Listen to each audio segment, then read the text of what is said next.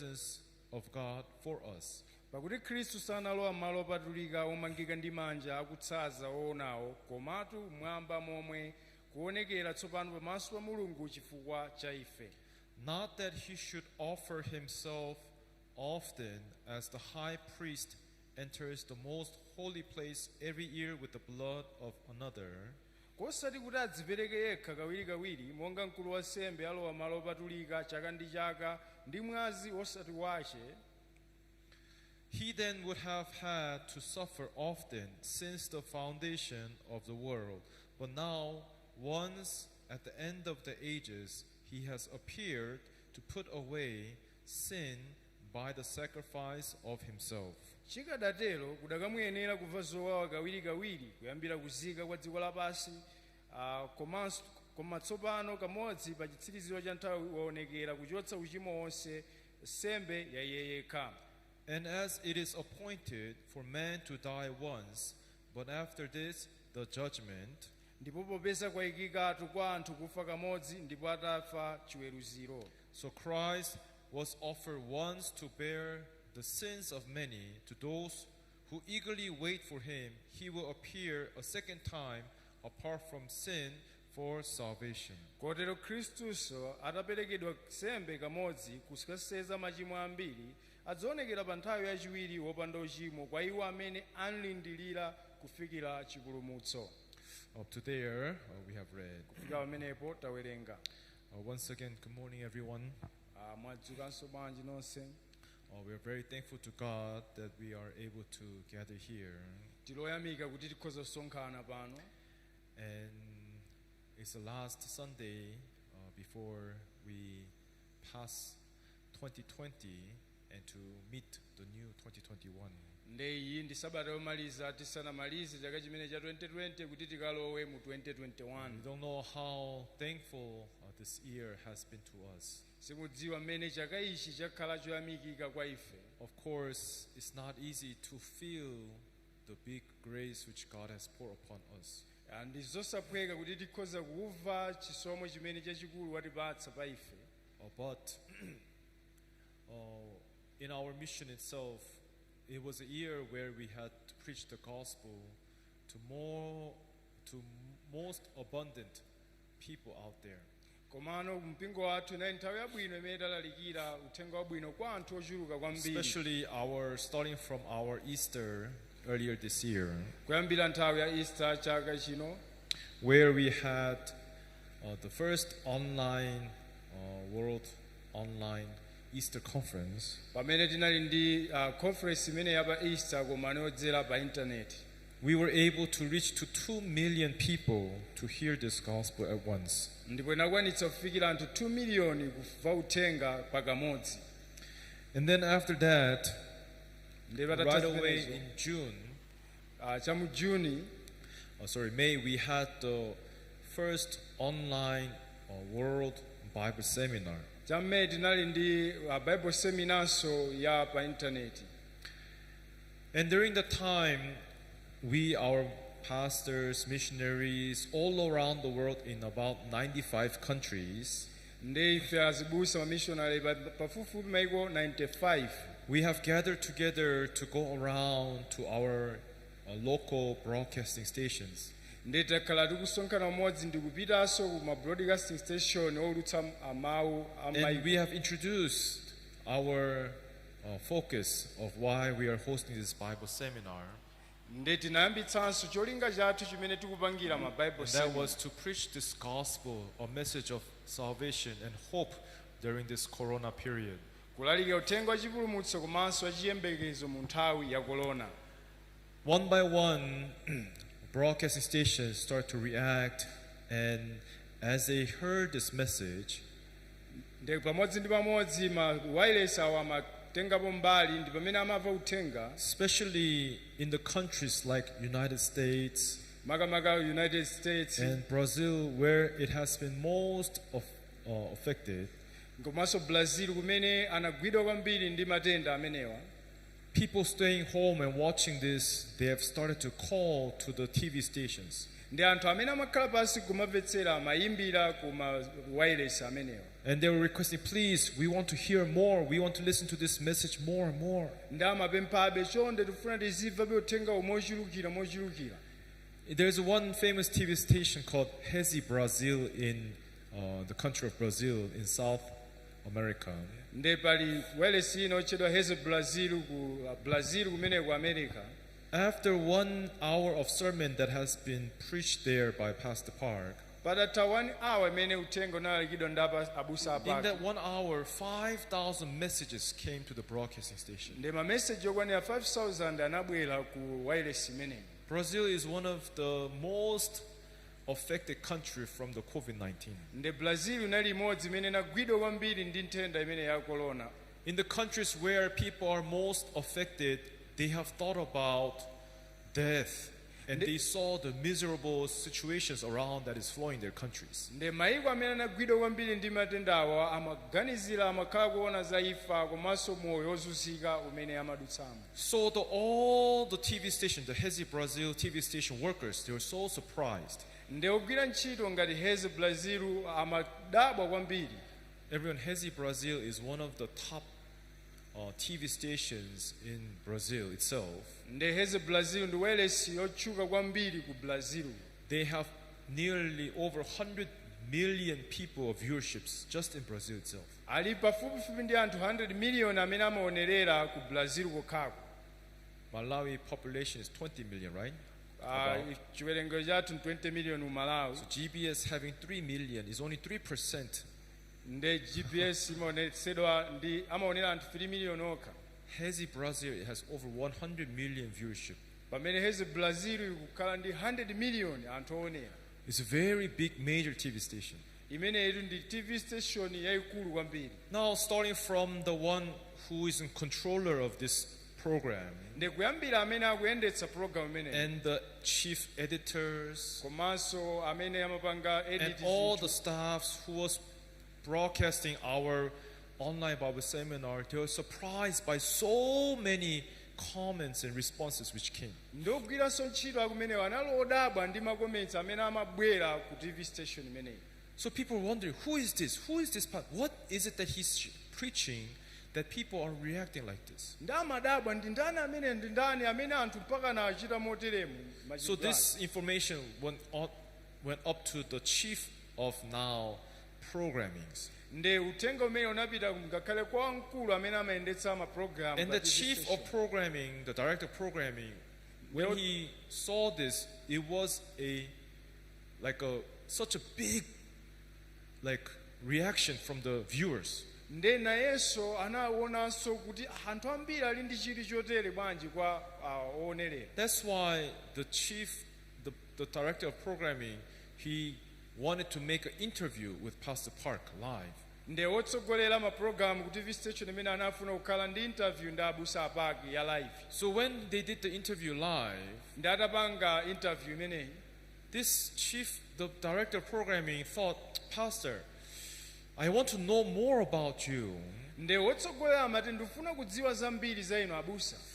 And I want to come to Korea to directly meet with you. komanso ndifuna ndibwere ku Korea ndidzakumane nanu bwinobwino.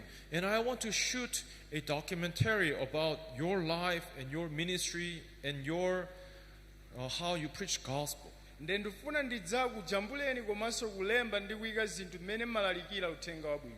You understand? kumvetsetsa. So really last September, October, this director of programming in Hezi Brazil TV station, he came with his wife, who is the chief editor, and his staffs, and they came to Korea to shoot for about 1 month in Korea. mwezi wa September October anapita ku Korea banja lake ndi anthu ena asotero ndikajambula pafupifupi mwezi umodzi. I'm just giving you one example of one TV station. nde ndikungopatsani chitsanzo chimodzi But cha like wireless. that in May, nde cha May in 95 countries, 265 broadcast stations broadcasted our Goodnews mission online Bible seminar live. nde maiko 95 ma broadcast station okwanira 265 amakhala Of kuwulutsa. course, here in Malawi, also through our GBS TV. komanso ngakhale ku Malawi kudzera mu GBS TV and also along with several other local TV stations we are broadcasting. komanso mawayilesi athu amene tili nawo kuno And timaulutsanso through the 65 broadcast stations, nde kudzera mawayilesi 265 our viewership have reached to 1 billion people around the globe. nde owonerera anafika 1 billion dziko lonse. You understand? Mukumvetsetsa? Everyone, do you know what is the population of this world? Kodi mukudziwa chiwerengero cha dziko lonse? It's not reaching to 8 billion. So one eighth of this whole world have watched us, is in the viewership, who can be able to watch our preachings from Good News Mission. Nde chiyandikira kufika ku 8 billion nde tikhoza kuona kuti 1 billion ndi imene imaonerera. Now God did not stop there. Nde mulungu sana isiye pompo. Last October when we had the second World Online Bible Seminar, Mu October pamene tinaliso ndi Bible seminar pa the internet. 265 broadcast station Ma broadcasting station 265 ya. was boosted to 655 broadcast stations. Anakwera kuchoka pa 655. Almost 3 times more than last May. Mwanjira ina kutaimusa ngati katatu And kuchokera our May. viewership has reached to now almost 2 billion people. Ndipo owonerera anafika 2 billion. 1/4 of this world. Mwanjira ina ngati kota ya dziko lonse lapansi. Compared to this great work we in Malawi, because yet not many people have the access to TV, we don't feel the big movement yet. Nde tikaona kuyerekeza ndife chifukwa anthu ambiri alibe ma TV mwina sitingabve bwinobwino mmene But zikuvekera. everyone, we were very thankful that we were also part of this great work of God. Koma ife tiloyamika chifukwa tinali mbali imodzi ya ntchito yayikulu ya Mulungu. You understand? Tikumvetsetsa.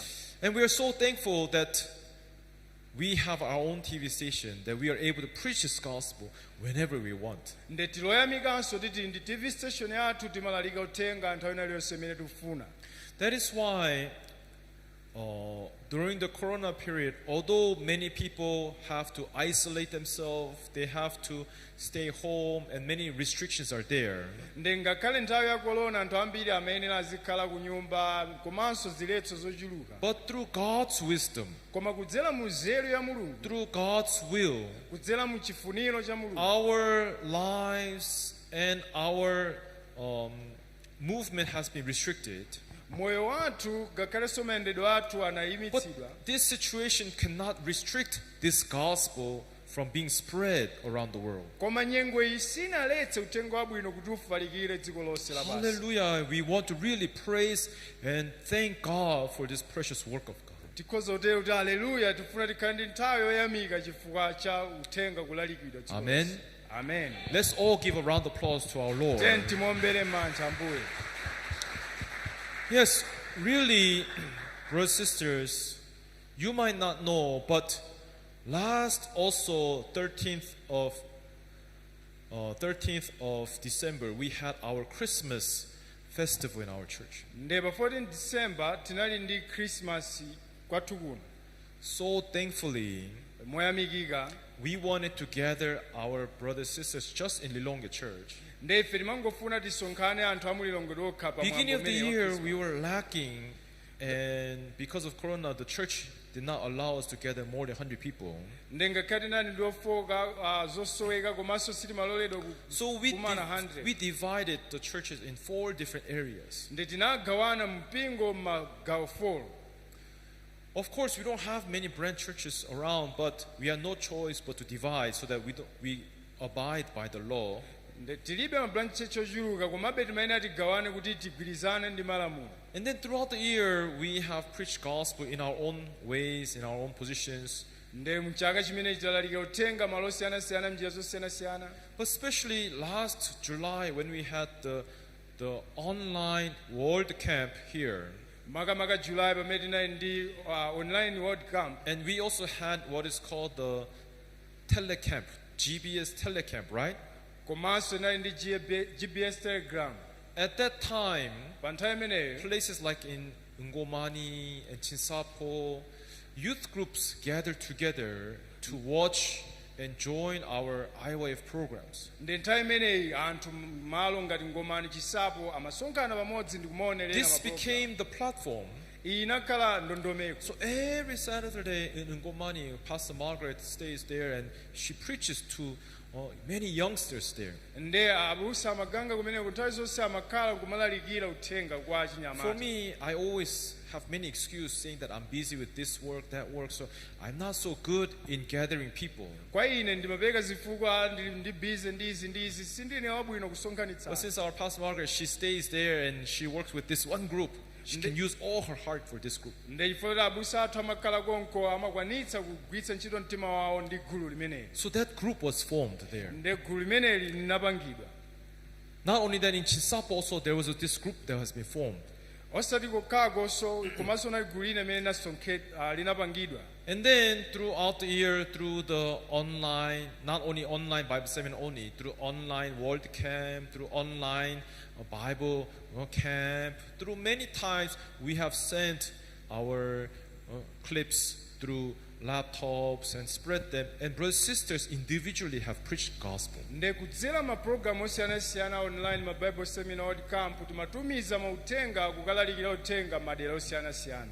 So on the 13th of December, we thought before this years go by, nde pa 13 December timaganiza kuti chisanathe chaka let's gather all together tiyeni tisonkhane tonse pamodzi and share fellowship and praise God, listen to the word, and also let's all together as with one heart end this year together with our meeting.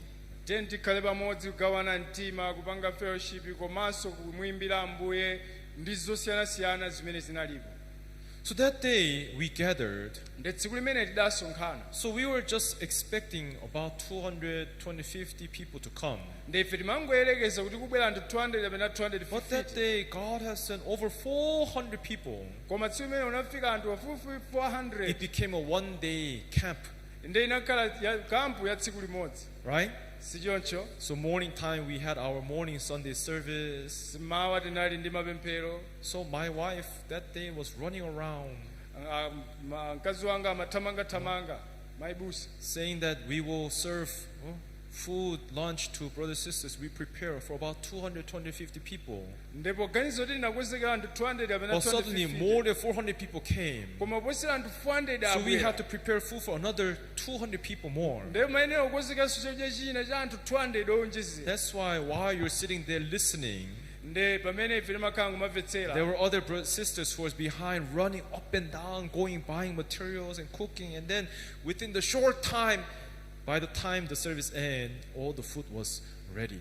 ena anali akuthamangathamanga kukagula zakudya kuzikoza mmene timamaliza programu chakudya chinali chitakozeka. And even that day, we had our Goodnews Corps volunteers who had served here for 1 year. They were to go back.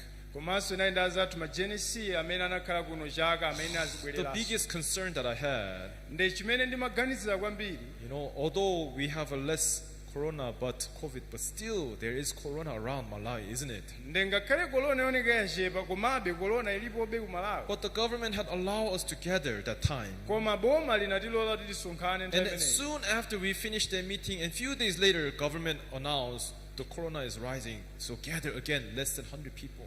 nde kenako titangomaliza izi nabvaso kuti ayi korona yakwera kenako muzisonkhana osapitirira 100. I have seen this kind of work many times in my life, nde ndaona ntchito yotere nthawi zambiri moyo mwanga whereby God controls our time and our programs and leading us. pamene mulungu amayendetsa nthawi yathu komanso mapulogalamu Soon after we finished that Christmas festival, titamaliza Christmas festival iyi right?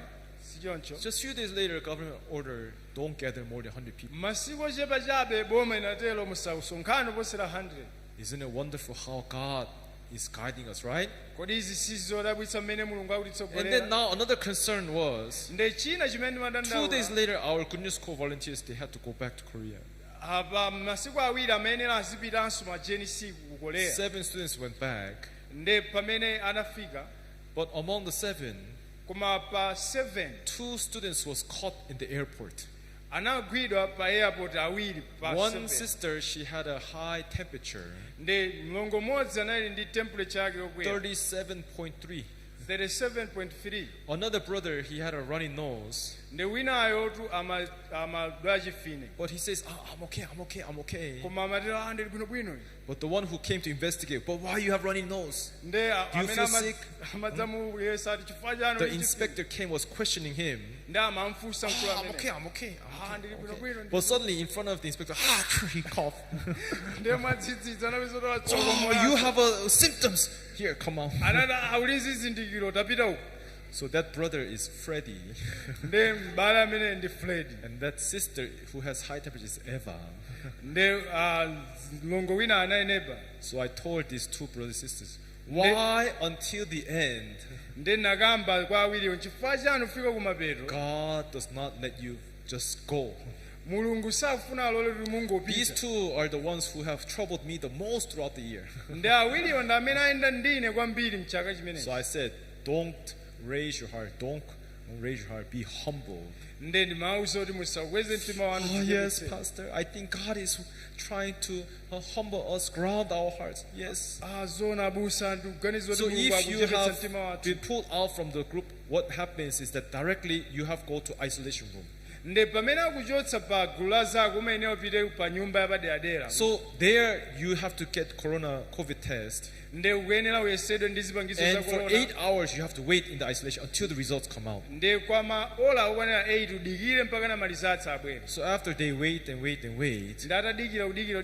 finally results came out. nde kenako malizatsi anabwera. Do you know what was the results? nde mukudziwa zotsatira zake. Of course, it should be negative, right? zikuyenera kukhala kuti analibe. So they called me. Pastor, we are both negative, so now we're going home. ndanandizana abusa tili bwinobwino tilibe tsopano tikupita. Although it's nothing, you don't know how relieved I felt. Yeah, God has kept us safe throughout the year. nde ngakhale ndi zochepa komabe ndimaganiza kuti mulungu watisunga mwamtundu wotere chaka chonse. You understand? tikumvetsetsa. Of course, we should not trust ourselves. ndizoona sitikuyenera kudzikhulupirira tokha. So, brothers and sisters, anything can happen. nde china chilichonse We chikhozochitika. Goodnews Mission Church brothers will not get corona. Don't think like that. ena maganizo kuti ife Good News Mission silingatenge Always corona. be humble nthawi zonse tenti and don't tichepetse. trust yourselves. ndipo musadzikhulupirire It is nokha. true God is protecting us. ndizoona mulungu But if you akutiteteza. believe that, koma ngati mukhulupirira izi the more cautious you have to be komanso tikuyenera kukhala ndi chikumbu mtima and humble mochuluka. you have to be. komanso tikuyenera kukhala kudzichepetsa. Understand? tikumvetsetsa. I heard that there are many pastors, corona is nothing. nde ena azibusa amatero korona nkachaniso. Like I chased out demons, I will chase out corona. monga ine ndimathamangitsa ziwanda ndithamangitsanso korona. They shout like that. nde amakhala kukuwa motero. After a few days, I heard that the pastor passed away. nde masiku ochepa napfa kuti busa uja wamwalira. Everyone, you must know one thing. nde mukuyenera kudziwa chinthu chimodzi. God puts his authority above us. mulungu amayika ulamuliro wake pamwamba pa We ife. should not try to challenge tisayesere kulimbana nazo. because God has blessed you, chifukwa kuti mulungu atidalitsa. because we have been saved, chifukwa kuti ife does tapulumutsidwa. not mean that we are out of the law. sizikutanthauza kuti ife tili pamwamba pa lamulo. What is truly important, chofunika kwambiri we as humans, ife ngati anthu we have to be in that position of humans. tikuyenera tikhale pamalo angati But anthu. whoever receives the heart of the Holy Spirit, wina aliyense amene alandira mtima wa mzimu woyera. everyone, we must follow according to the guidance of that Holy Spirit. nde tikuyenera kutsatira malingana ndi chitsogozo cha mzimu woyera. And one of the 9 characteristics of the Holy Spirit is, nde zinthu zina za 9 zokwanira za mzimu Bible woyera. says, kind and gentle. iyeyo akuti ndi wodzichepetsa. Understand? kumvetsetsa. And control, self-control. komanso wodziletsa. Everyone, God gave us the Spirit nde mulungu amatipatsa to mzimu control ourselves, kuti ife to be tizidziletsa. gentle, kuti to tikhale be odzichepetsa. humble. tikhale These are odzichepetsa. all the fruits of Holy Spirit. izi ndizo zipatso za mzimu That's woyera. why I preach gospel, ndifake malike carrying othenga. this heart with me. akunyamula mtima umene That's why undine. I don't boast myself. ndifake sindimadzikweza. Everyone, if I trust that God will work for me, ngati ndikukhulupirira kuti mulungu agwira ntchito pa do ine. I have to say that God, I have power? ndinene kuti ine ndili ndi mphamvu mulungu. All along this time, we have been giving this glory and honor to God. nde nthawi yonseyi takhala tikupereka ulemu ndi ulemerero We kwa do Mulungu. not praise men in this church, ife sitikweza munthu mu mpingo wathu right? sichoncho. That's why God has worked through us. ndifukwa chake mulungu agwira ntchito mwa ife Although many things are still lacking, ngakhale zinthu zambiri ndi zosowa yet God has used us quietly komabe mulungu atigwiritsa ntchito but effectively, komanso mwamphamvu powerfully, what other churches cannot do. mwakuthekera kunoti ngakhale mipingo God ina has always been singathe giving us this wisdom, mulungu akhala atipatsa nzeru this joy, chimwemwe and works of God in this church. ntchito za mulungu mu mpingo wathu. Can you imagine? 2 billion people. tangoganizana anthu 2 billion And we were part of this great work of God. nde ife tinali mbali imodzi ya ntchito yayikulu ya mulungu. Amen? amen. Brothers and sisters, now abale ndi alongo we need to go a little bit deeper. tikuyenera tipite mozama Not only the church itself, osati mpingo okha chabe. understand? tikumvetsetsa We want your individual lives to come closer to God, nde tikufuna wina aliyense miyoyo yathu ibwere so pafupi ndi that mulungu how God works in our mission. kuti mmene mulungu agwira ntchito kwa Do you know that God also wants to work in your life greatly like that individually too? mukudziwa kuti mulungu afunanso agwire ntchito ndi miyoyo yanu aliyense payekha But payekha. reason why God is not doing that, koma nchifukwa chani mulungu sakuchita? God is waiting mulungu akudikira to see kuona whether you are people who can control your hearts, kuti ndinu anthu kodi amene mukhoza whether you kugwira are mitima people who yanu, can embrace the will of God. amene mukhoza kugwira But when chifuniro cha God mulungu. sees that we are people who can raise our hearts, glorify myself, and think that I am good, koma titakhala anthu amene tikhoza kudzikweza nkuona ngati ndife then abwino, God cannot work through us. mulungu sangagwire ntchito mwa ife. You understand? kumvetsetsa Therefore, everyone, achoncho wina aliyense church is guiding its members how to come closer and closer to God. mpingo kutsogolera mamembala ake mmene ngabwerere pafupi pafupi ndi Everyone, let's mulungu. say you are about 100 steps away from God. tiyerekeze kuti muli mastepe 100 kutali Yes, ndi you are mulungu. saved, but you are a little bit away from understanding the will that God has. mwapulumutsidwa komabe muli kutalibe ndi chifuniro cha Over mulungu. the years, God led my life to come closer, a step closer, a step closer, a step closer to God. ndi zaka zonse mulungu akhala akutsogolera moyo wanga kuti bwera ndi chifupi And I ndi got to mulungu. realize with this world of faith, nde ndikuyenera kuzindikira kuti mu dziko God la has given chifupi all things in my life. mulungu akundipatsa zinthu zonse pa moyo Now I wanga. know that God walks with me nde pano ndikudziwa kuti mulungu akuyenda nane and He talks with me komanso amalankhula nane and He leads me. komanso amanditsogolera. That's why ndifukwa when chake God wills for me, pamene mulungu ali ndi funiro Bible pa says ine, nothing can go against the one who God wills. Bible says. nda baibulo linena kuti palibe chimene chikhoza kutsutsana ndi amene mulungu akumtsogolera. You understand? kumvetsetsa Everyone, if you start to learn that, ngati mwamba kuphunzira izi there is an unspeakable joy and thankfulness and boldness which grows in your heart, being with this Jesus and God. pali chimwemwe chosakambika komanso kuyamika komanso kulimba mtima kumene kumabwera m'miyoyo yathu. Not just sitting there listening to the words, osati ungokhalapo kumvetsera not mawu just coming home once in a while to testify, kapena ungobwera pano not just to udzachita stand to praise God. kapena ungoyima kumwamuyimbira Everyone, if your hearts come closer and closer to this faith and work of this gospel, ko pamene mtima wanu ubwera pafupi ndi mtima wa mulungu komanso you uthenga start to wabwino, experience a true joy and thankfulness which you cannot feel from this world. nde mumayamba kumva chimwemwe komanso chiyamiko chimene simungathe kumva mdziko ili And lapansi. that joy which comes from the Lord, nde chimwemwe chimene chimachoka kwa Ambuye it is so great, ndi chachikulu kwambiri, even that joy and thankfulness overtakes my miseries nde chimwemwe chimenechi ndi kuyamika chimaposera Problems. zokhoma zimene ndidutsa and the nazo, challenges, zovuta the zimene ndidutsa difficulties I have in life. zimaposa zovuta zilizonse zimene ndili nazo moyo mwanga. You understand? tikumvetsetsa You understand? kumvetsetsa But you work in a different way. koma pamene mukuyenda You njira want ina, to create a joy mukufuna inu mulenge where chimwemwe miseries does not come to you, pamene mavuto where sangabwere kwa troubles do inu, not come to you. pamene zovuta sizingabwere kwa inu. Everyone, that is the worldly way of happiness. imeneyi chimwemwe cha dziko lapansi ichi si cha mulungu. Understand? tikumvetsetsa Pastor Park often told us like this. abusa amalankhula motere, Pastor Kim, abusa Kim, whether you like it or not, kaya mukufuna kaya simufuna, as you preach gospel, pamene mulalika uthenga wabwino you'll be able to live a wealthy and good life automatically. mudzakhala moyo inde wabwino wokhala nazo zizonse. But the problem is, Koma vuto ndi lakuti a person who dwells in the kingdom, munthu amene amakhala mu ufumu but his heart is a heart of a one who stays in a hut. komanso mtima wake ndi wakulu kuposera wa iye amene Although he has a wakhala whole big kingdom in front of him, yet he will be sad. ngakhale ali ndi ufumu waukulu komabe adzakhala okhumudwa. You understand? Kumvetsetsa. But there is a person Koma pali munthu whose heart is like a kingdom, amene mtima wake uli ngati ufumu but he lives in a hut, in a small hut. koma akukhala mu kanyumba kochepa. But although he lives inside the small hut, ngakhale akukhala mu kanyumba kochepa this man will truly be happy.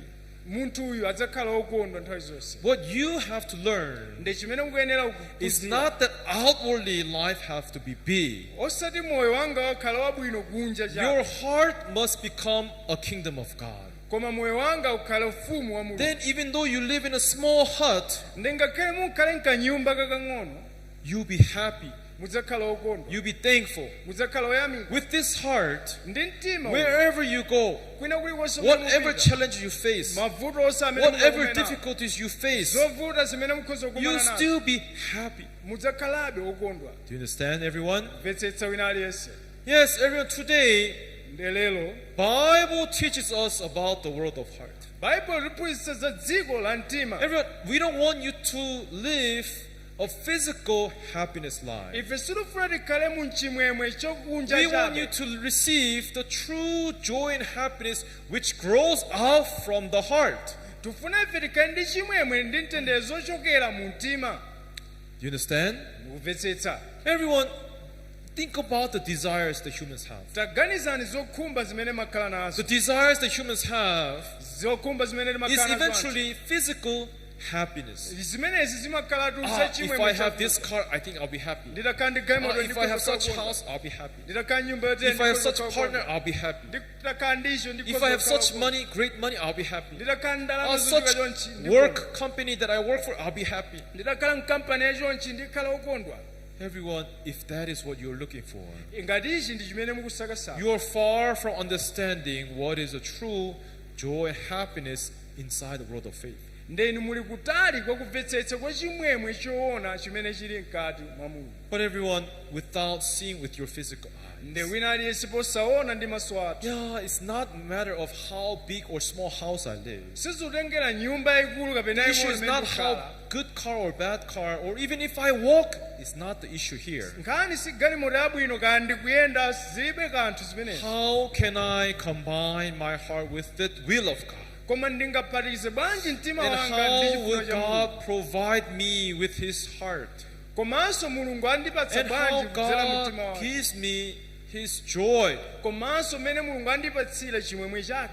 Everyone, there's so many things that God is willing to give unto you. nde pali zinthu zochuluka zimene mulungu afuna akupatseni. Why don't you give Him a chance? bwanji osampatsa mwayi. Don't just blindly follow what you think is good in your eyes. musangokhazikika ndi kutsata zimene Why mukuona don't you zolondola maso anu. understand the heart and the Bible? bwanji musamvetsetsa mtima Give Mulungu God a maso mwanu. chance to work inside your life. ndikulola mulungu agwire ntchito mtima mwanu. Why do people struggle with sin? ndifa chani anthu akuvutika ndi tchimo. That's very simple matter. zophweka kwambiri. All the people out there who are suffering with sin anthu amene ali kunja do kuvutika not ndi know tchimo how to wash away sin. sakudziwa amene angachotsere Still tchimo. pray for forgiveness each and every week after week. akupempherabe chikhululukiro wiki ndi wiki. Why they're pleading in tears and still suffering in fears? ndifa chani akulira m'misozi ndi kukhala ndi chiopsezo miyoyo yawo. Simple.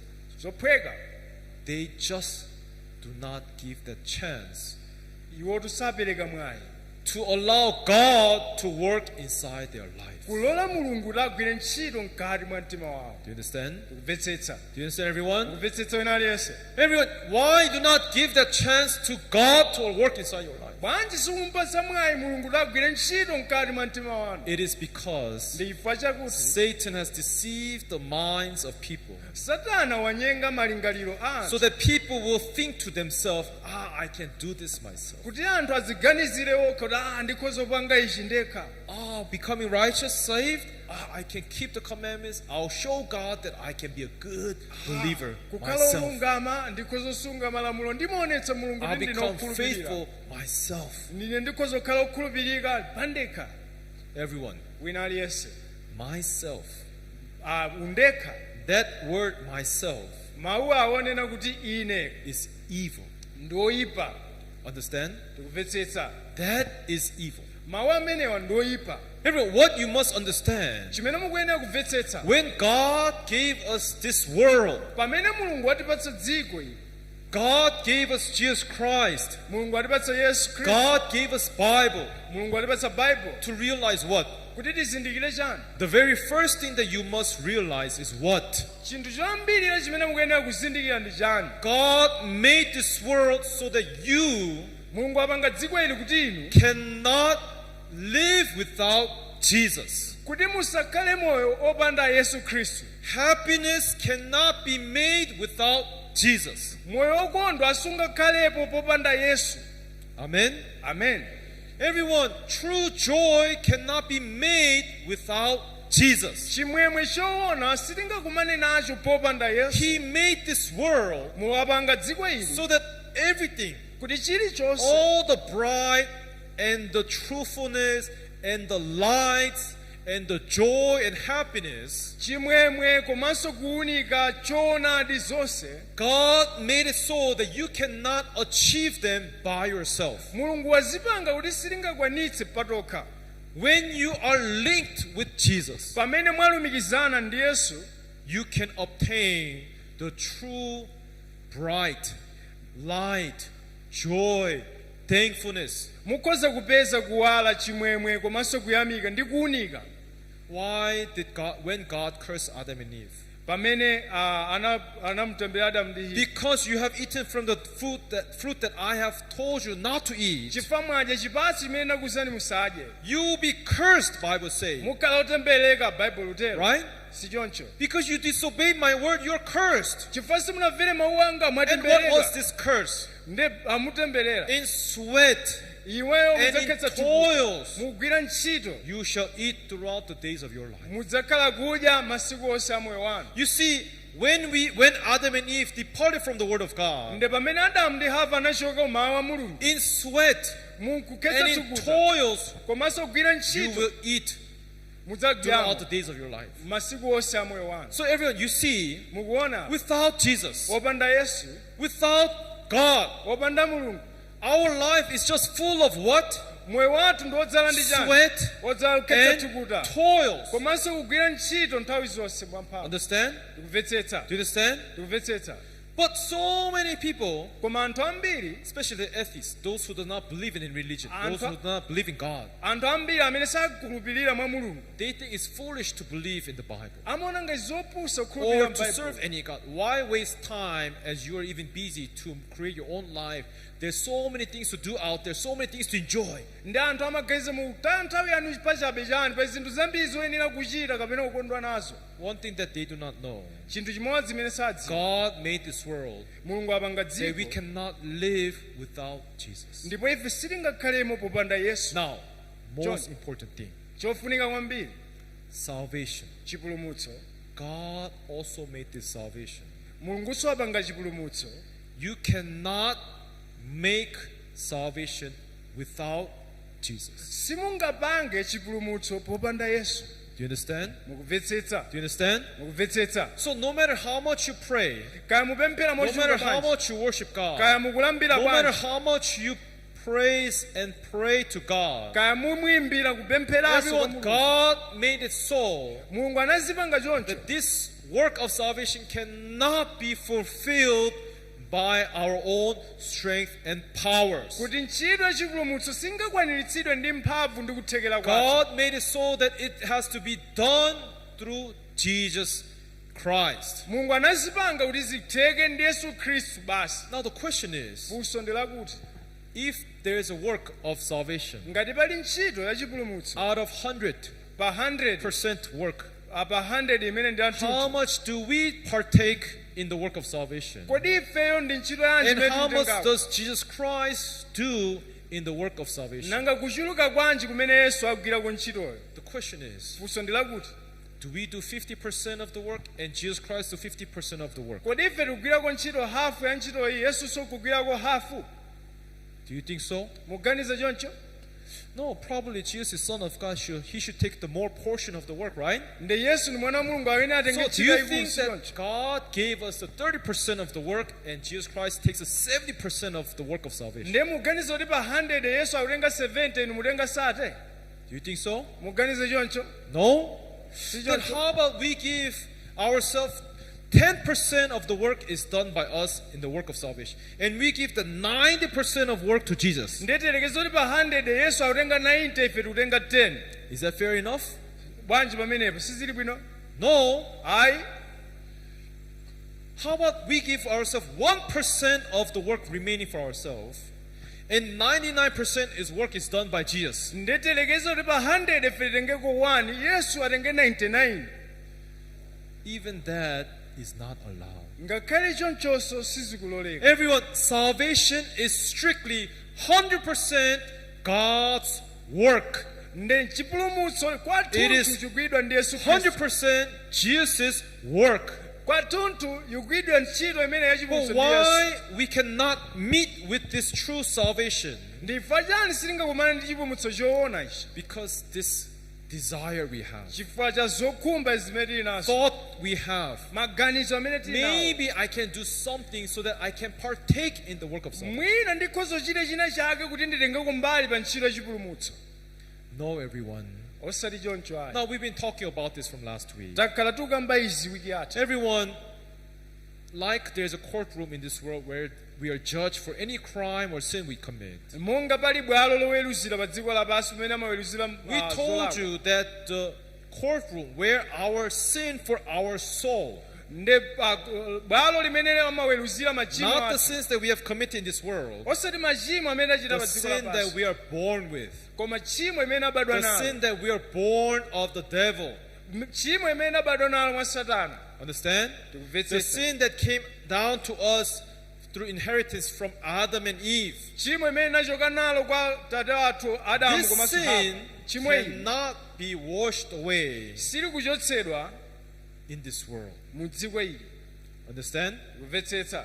Your sin, let's say you have stolen something, you are caught, tiyelekeze mwaba china chake and mwagwidwa you have been taken to the court in Malawi. nde mwapita ku koti ku Well, Malawi. that sin, crime you have committed in this world, you can be taken to court in Malawi and be resolved in Malawi nde court. chimo limene mwachita pa dziko lapansi nkhoza kupita ku koti ya ku But Malawi everyone, kuweruzidwa. not our hourly physical sin.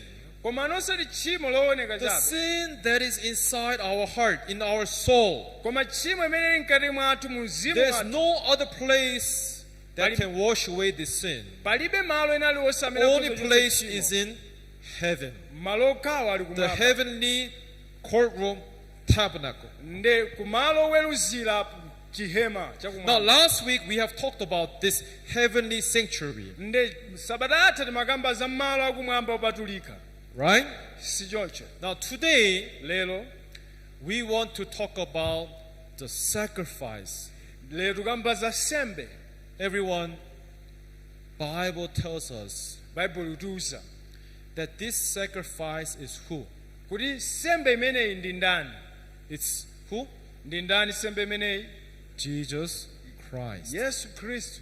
Now, God has chosen the heavenly tabernacle, the place where He would judge for our sins. nde mulungu asankha chihema chakumwamba kumene akaweruze tchimo lathu. But like every courtroom, there must be some kind of witnesses. nde monga bwalo lina lililonse pakuyenera pakhale mboni. So last week we have shared the words from Leviticus chapter 17, nde wiki atha nagawana mawu verse ku 11 Levitico chapter saying 17 that the life is in the what? pamene amati moyo uli muchani. The life is in the what? moyo uli muchani It's in the blood. uli mwazi. It is the blood that makes the atonement. In other words, it's the blood that washes away your soul. ndi mwazi umene umachita chotetezera kapena kuchotsa tchimo m'moyo mwathu. Now, don't focus to what you want to do. Don't focus, I need to pray, I need to do something for God, I want to worship God. Don't focus to what you want to do. musakhazikike pa zimene mufuna Focus muchite, to what Bible have to say. komano muyike maso anu pamene baibulo likugamba. Life is in what? Moyo uli mchani? The blood. Uli It mwazi. is the blood Ndi mwazi that makes the atonement umene umachita chotetezera for your soul. cha moyo wanu. Now, we need a blood. Tikufunika mwazi. But God cannot use any blood. Nde mulungu sangangogwiritsa ntchito Last mwazi week we have wonse. finalized understanding that wash away eternally, we have to use the heavenly things themselves. Ndifa You remember? wikatha tinaona kuti kuchotsa uchimo kwathunthu kuyenera kuchitika nzinthu zakumwamba. Do you remember? Mukumbukira? Even that's why, if you see here, Hebrews chapter 9, verse 22, Nde mukaona Hebrews chapter 9 verse 22 it says here, ikugamba apa, and according to the law, almost all things are purified with what? ndipo monga mwachilamulo Blood. zitsala zinthu pang'ono zosayeretsedwa ndi mwazi. Without shedding of blood, there is no what? Ndipo popanda There kukhetsa is mwazi no remission. kulibe kuchotsa. You see, where you must put our focus to here is there is a law and there is a process, a clear process how our sin can be washed away. Nde mukuyenera kudziwa zoti pali ndondomeko imene tchimo likuyenera kuchotsedwa. Now, Bible focus to what? Nde baibulo likuyikira chidwi pachani? Blood. Mwazi. Today people focus to what? Anthu akuyika chidwi pachani? Their own works, their own good deeds. Akuyika pa ntchito zawo You see, kuthekera kwawo. hearts of worshippers are not linked with the heart of God. Nde mitima yawo olambira sikulumikizana ndi mtima wa Now, Mulungu. not any blood. Osati mwazi uliwonse. It has to be a blood that is from heaven itself, because Bible says everything must be done with heavenly materials themselves. Nde mwazi wake uyenera kukhala ochoka kumwamba ifati china chilichonse chiyenera chichitika ndi zinthu zakumwamba. Now that is what we have read today. Ndi zimene tawerenga lero lino. Verse 23. Verse 23. Therefore it was necessary that the copies of things in heaven should be purified with these, but the heavenly things themselves. Ndipo pomwepo panafunika kuti zifanizo za zinthu zamwamba ziyeretsedwe ndi izi, koma zakumwamba zenizeni ziyeretsedwe ndi nsembe zoposa izi. Everyone, we are trying to wash away our sins to go where? Nde tikuyesera kuchotsa tchimo lathu kupita kuti. After we meet our death in this world, Titakumana ndi imfa mmoyo whether uno, by dying or whether by Christ coming, kaya pakufa kaya pa Khristu kubwera, right? si choncho. Our destination is that we want to go to heaven. Kothera kwake tifuna ife tipite kumwamba. But if you want to go to heaven, Koma ngati mufuna kupita kumwamba, heavenly law says you must be washed with heavenly things themselves. nde lamulo lakumwamba linati muyeretsedwe ndi zinthu zakumwamba zokha basi. Understand? Tikumvetsetsa. Yes. So therefore, Choncho, here verse 24, verse 24 up. Christ has not entered holy places made with hands, Pakuti Khristu sanalowa malo opatulika omangika ndi manja, which are copies of the true, akutsaza oonawo, but into heaven itself, komatu mmwamba momwe, now to appear kuonekera in tsopano the presence of God pamaso pa Mulungu for us. chifukwa cha ife. You see, we cannot go there Mukuona sitingapite umeneku as a position of a sinners. ngati ife anthu ochimwa. God, give me a chance to go to heaven too, so that I can wash away my sins. Nde Mulungu andipatsa mwayi kupita kumwamba kuti ndichotse machimo We anga. cannot wear this flesh and go to heaven. Sitingavale thupili ndikupita kumwamba. You understand? Kumvetsetsa. Sorry, time has gone by, but let's just read one more word. Nthawi yapita koma tiwerenge vesi imodzi. If you see 1 Peter chapter Tikaona 1, 1 Petro chapter 1. that's why God decides to send that sacrifice which will shed the blood for us. Mulungu watumiza sembe imene ikachotsa 1 machimo. Peter chapter 1, verse 19. 1 Petro chapter 1 verse 19. Sorry, let's read from verse 18. Then tiwerenge kuyambira verse 18. Everyone, let's read all together. Ready? Then tiwerenge pamodzi. Begin.